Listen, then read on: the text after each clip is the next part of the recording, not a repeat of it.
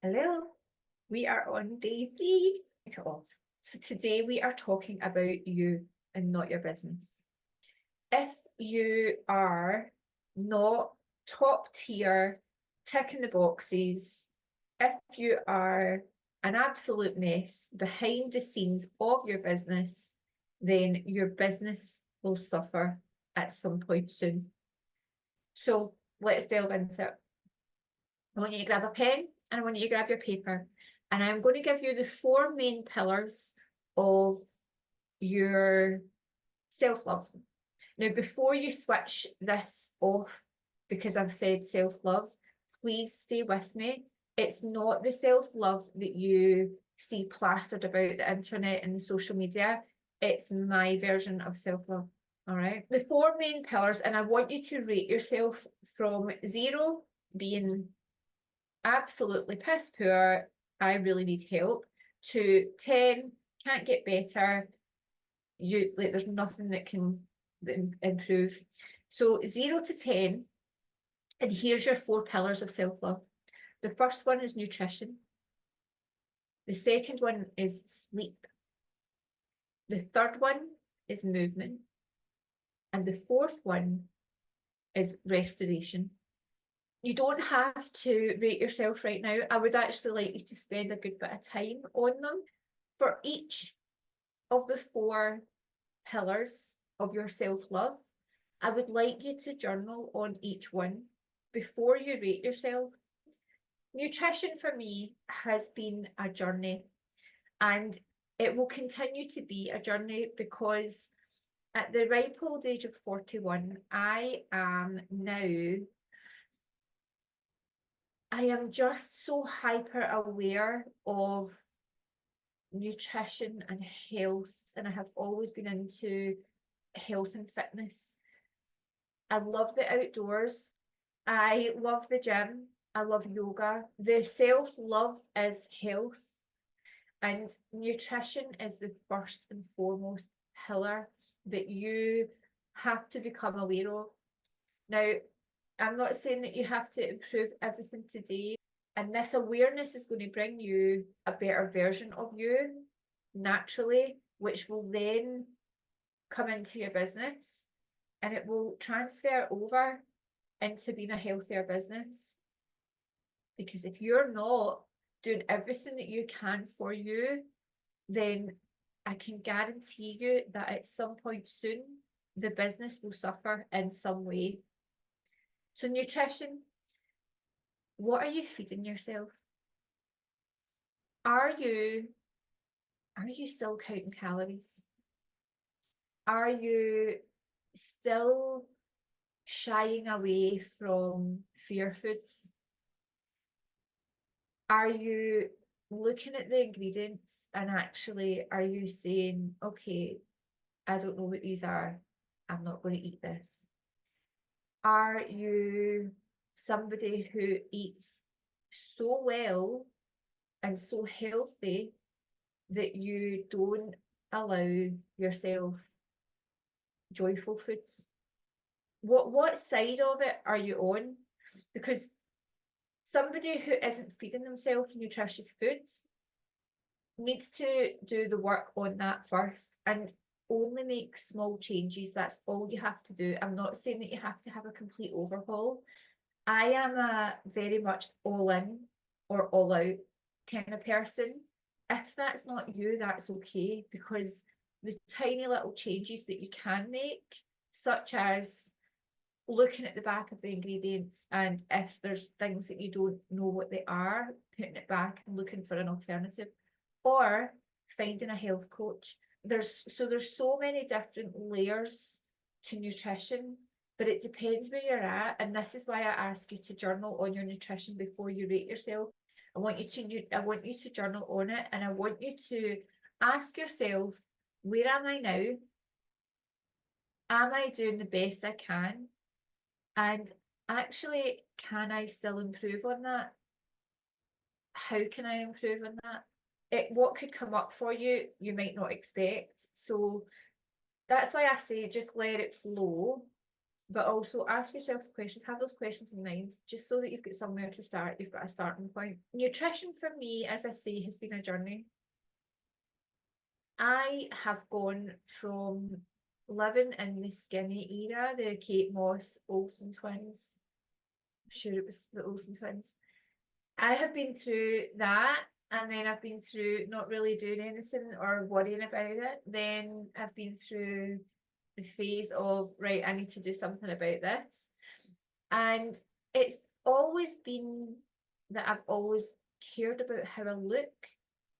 And now it's so far from that, so far from it, because there's so many other meanings to nutrition for me, that it's, you know, it's about longevity, it's about health, as in, how is my heart functioning, is my blood pressure where it should be, are all the organs working the way that they should be? And that's a lot to do with what you put in your body. It can be really overwhelming when you start the journey, so all I can say to you is keep with your journaling. Give yourself 5 improvements that you could make, or if you can't find 5, give yourself 3. If you can't find 3, just 1. But don't try and do them all at once. Pick 1 and do it for a week, maybe 2 if it feels good. And then continue to stack those improvements while continuing to do the ones that you've done first. Stack them up week by week, or fortnight by fortnight, or month by month, and you'll start to see the improvements. And also put it in your diary. Check back on yourself for this. Check back, and do a little bit of journaling. So don't just check back and think in your head. The action of journaling is really, really powerful, and it raises awareness levels tenfold. When you're thinking it, it is not the same as writing it. There's a lot going around the internet with counting calories to lose weight, doing cardio to lose weight, then there's not counting calories, and then there's not doing cardio, etc., etc., etc.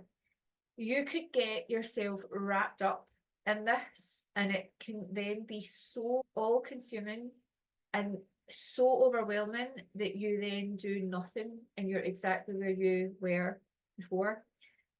And so to prevent that, I would say always have a look, and always, I mean, I love a rabbit hole. I do love a rabbit hole. However, I never ever make decisions on what I found in that rabbit hole. I will always look elsewhere if I feel like I want to take action from it. I was a calorie counter. I was Let's Get Skinny, counted calories. I've done bodybuilding competitions for years. I have restricted myself in some way since I was a teenager. Now, what came of that was a really broken relationship with my body. My body stopped trusting me, because for years and years I was striving to look a certain way rather than feel and be a certain way. Now I don't count any calories. And now, for the females in the group, I eat to nurture my where I am in my cycle. So I'm having to layer it as well. I have to stack it. I have to do one thing at a time. And when you're doing one thing at a time, you'll get the proof that it's working that way, rather than doing it all and then totally going in on it, but then feeling overwhelmed down the line and going, well, I don't really know what worked. I'm going to drop it all. Do one thing at a time, get the proof that it's working, and then stack something else on. The next pillar is sleep. Sleep is something that, if we don't get enough of, will kill us earlier than if we get enough of. I understand. I really understand through lived experience how factors such as babies, children who don't sleep, sleeping next to a partner, and all the other stuff that comes with not allowing you a solid sleep.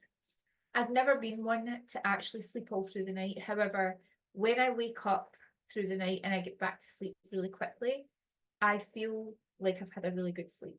How can you get the best sleep for you? How can you give yourself a little bit more support and getting to sleep? Like, are you taking magnesium? And are you quitting the caffeine after 12 o'clock? And are you doing these little things that, yeah, I know that you're going to be, if you're used to like a 2 o'clock coffee, I know that you're going to want it, but is that really helping if you're having a 2 o'clock coffee and you don't sleep that well, or you don't get to sleep that well? And so I would like you to journal on your sleep. Where are you at now? Where would you like to be? What are the elements of your sleep state that you can control, and what can't you control? And then rate yourself. Giving yourself 1, 3, or 5 improvements that you could make to help support your sleep. I would say that 9 times out of 10 it won't happen straight away. It will happen though if you're consistent with the changes. What 1, 3, or 5 things can you do to help your sleep improve, support your sleep down the line? The next pillar is movement. My favourite. The one I find the easiest is movement. I love the gym. I love hiking up mountains. I love running. I love setting myself goals and smashing the goals. So if you're like me and you're like, that's a 10 because I move all the time. If you are like that, then I'm going to challenge you to actually grade it back a little bit, step it back a little bit, because if you are constantly daily working out hard and heavy, then your cortisol levels are going to be through the roof and they're not going to get a chance to come down. So if you love to go at it like me, please do so. I'm not saying stop, but what I am saying is let's schedule in 2 days of complete rest where you don't look at your watch to see how many steps you've taken. You're doing everything so differently that it feels like complete rest. I have scheduled my day so I know exactly what I'm going to be doing or what I'm not going to be doing. I know where I'm going to be. And I love being in my house at the weekend. I've fallen into a routine with a friend where on a Saturday morning we get up at 5:30, and by 7 o'clock we're sat in an infrared sauna, and then we go for a cold dip, like an ice bath, and then we go away for a coffee. That has become a new little Saturday morning ritual for me, which I absolutely adore. I want to set up my environment in a way that it feels really special and it feels really rested. And so I do that. And then when I come back from my ice bath and sauna, I have come into my incense has been on because I put that on before I've left. And then I put the candles on. And for that day, I've got my infrared light that I can put back on me if I'm sitting reading. And I literally just potter about the house. I have really wholesome, nourishing, but feel good joy foods. I get into my jammies, like I'll go for a bath and get into fresh jammies, and I just wander about, potter about the house, read, maybe watch something on Netflix. Like, it is just, that is me in such a joyful state. And I really couldn't for so many years allow myself that restoration. I couldn't allow myself just to stop. And the minute that I started to do this, I did it once a week, and now I do it twice a week. That's a little bit of my restoration. So what does restoration look like for you? Again, journal on what it is now, what it looks like, but journal on what it could be. So my best possible day, and when you're thinking about that from restoration, what does that look like? If you're not getting enough movement, then how can you make small incremental changes? So if you're only getting 2,000 steps a day, how can you make that 3,000 to 4,000? How can you move in creative ways? If you can't get out a walk, then can you spend 40 minutes with a timer and pick a room to clean and tidy? Because that movement itself is actually really, really good for you. Could you, if you do go to the gym, if you have got a gym membership and you don't go to the gym, could you get something on YouTube or Netflix, put it on and just cycle? Like just cycle in the one spot. Because if you're not doing it now and you start doing it now, then you're definitely 100% going to see and feel an improvement on where you are today in 2 weeks. Movement doesn't have to be complicated. It can just be for a walk. What I would say though is don't rest on that, because walking is required for health, but it's very foundational for health. So when it's foundational, there's always room to stack and improve and grow and build. And if walking was the foundation, upping your steps is the first thing to do. And then if you don't count your steps, just knowing that you have added in an extra walk somewhere is what you would do. From there, I would choose something to try until you've found your thing. Choose something to try every month for 6 months, one thing at a time. If you don't like it after the first time, don't go back.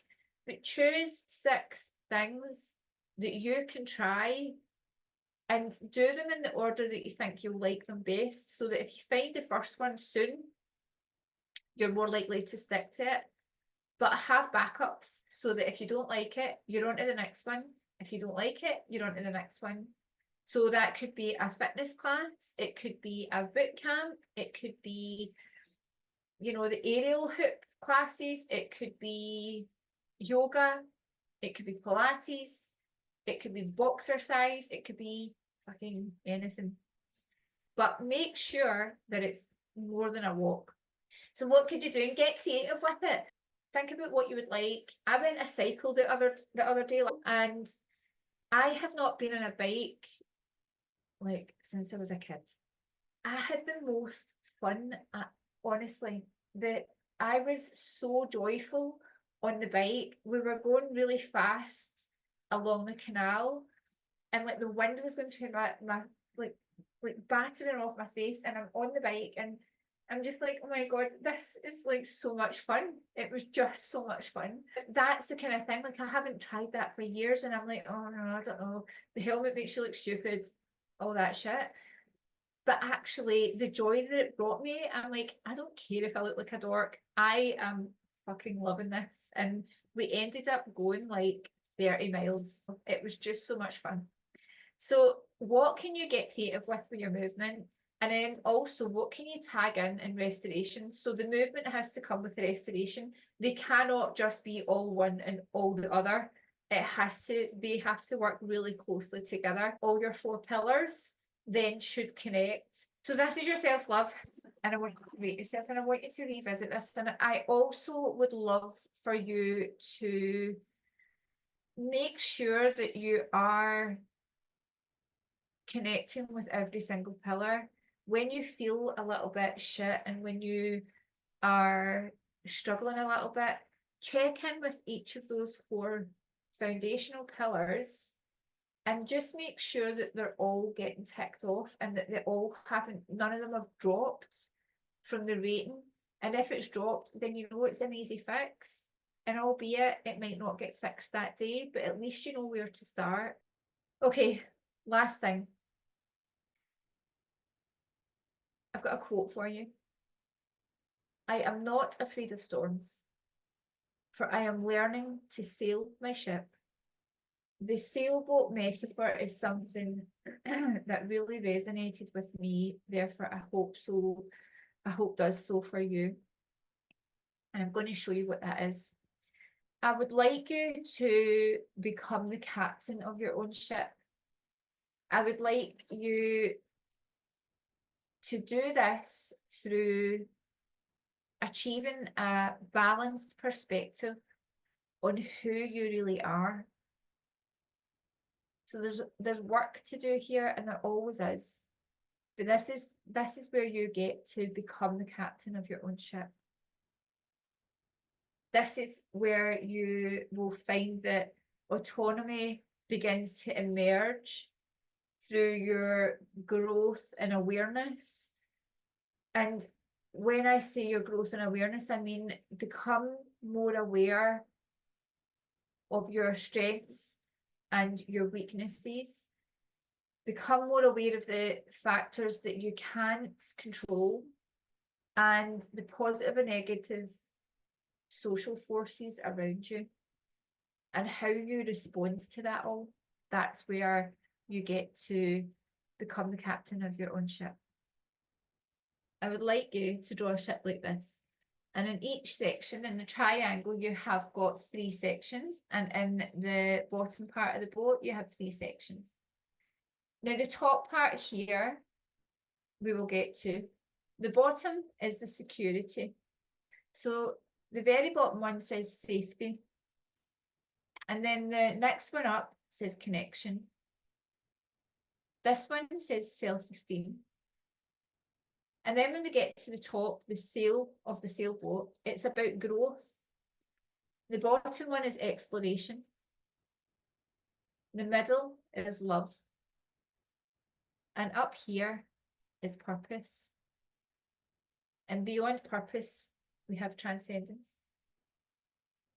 When you've written all these down, I would like you to take each section from the bottom all the way up. What does safety look like for you? And do you have it? What does connection look like for you? And do you have that? What is self-esteem? And how can you get more? What is exploration to you? Do you have moments of exploration in your life? Do you have the opportunities to explore?